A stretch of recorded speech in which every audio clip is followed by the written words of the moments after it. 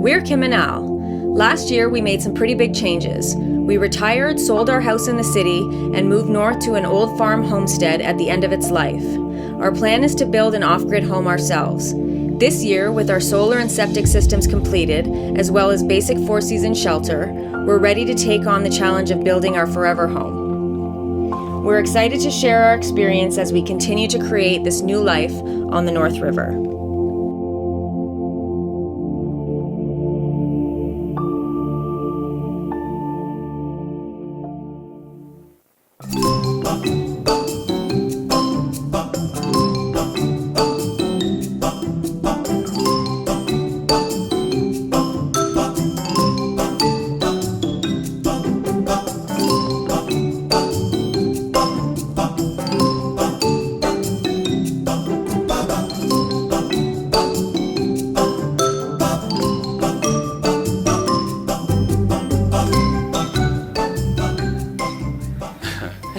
Hey guys. Hey guys. We're going to take a break from our regular scheduled programming to discuss with you a problem with the squirrels. As cute as they are, we are having relationship problems. Issues.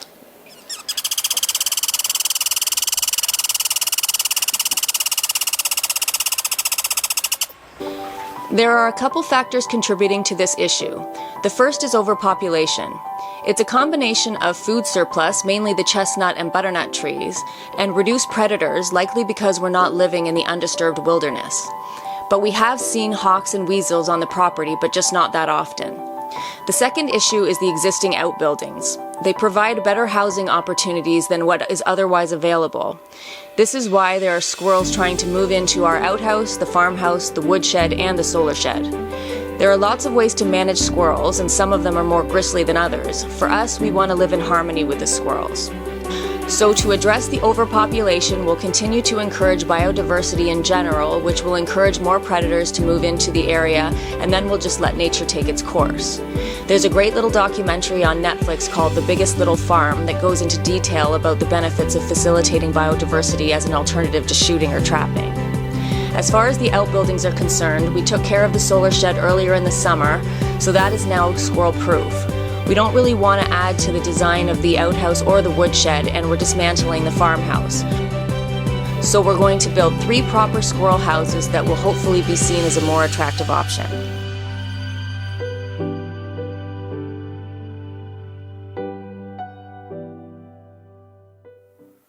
When we wake,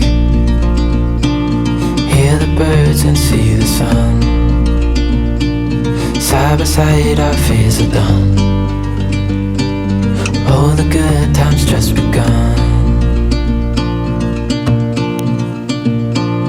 Oh, we know what we have, let's hold on tight. Found what we're looking for in life. Call us crazy, but things are finally right. With you and I, the future is bright.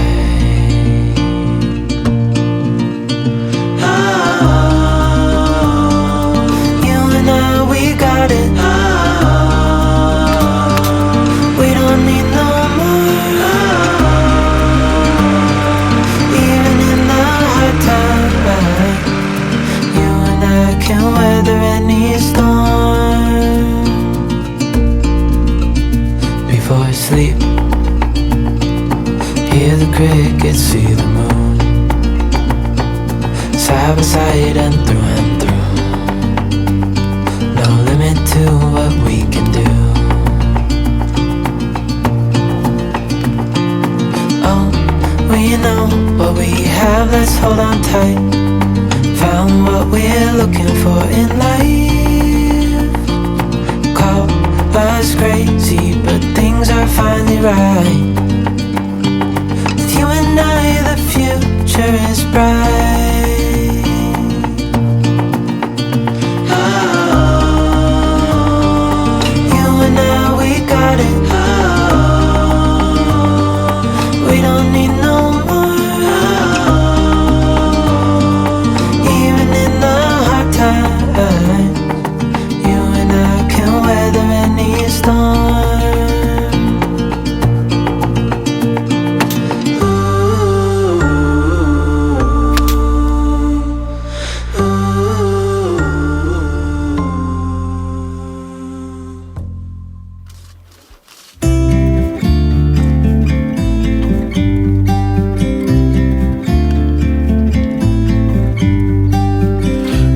to leave, already packing. Come with me, I'm not really asking. We'll get away to a place where we don't know. About to see the world in action, what we can be, like with no distractions. We'll get away, this is what we waited for. Take my hand, we'll make it somehow. We can't miss out. I'm done living life with the lights out, down with my own doubts. Be free with me. Be free. Be free with me. Be free. Not looking back, eyes on the freeway.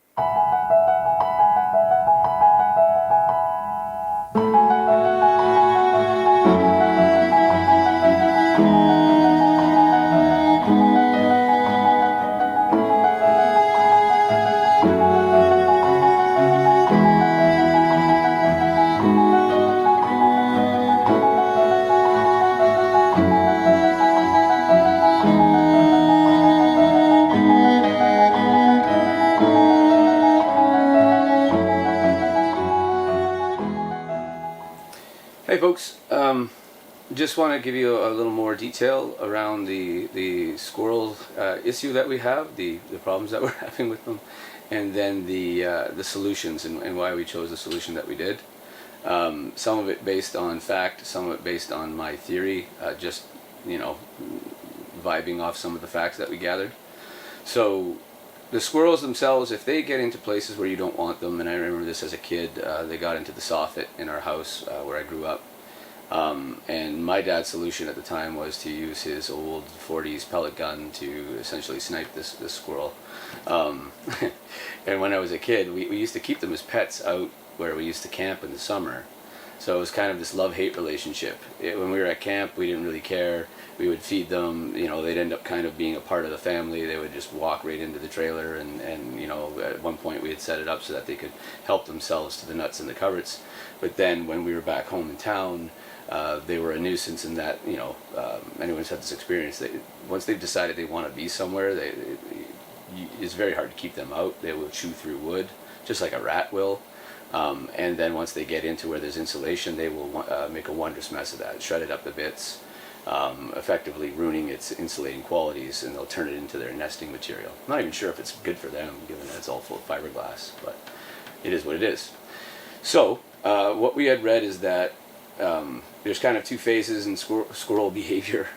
They will either be like glomming together in large numbers, or they become very territorial. What I did not figure out or bother to read into is when that is or why that is, like whether it's like during mating season they get territorial and bitter with each other and tend to guard areas, or if it's in the spring, or it doesn't matter.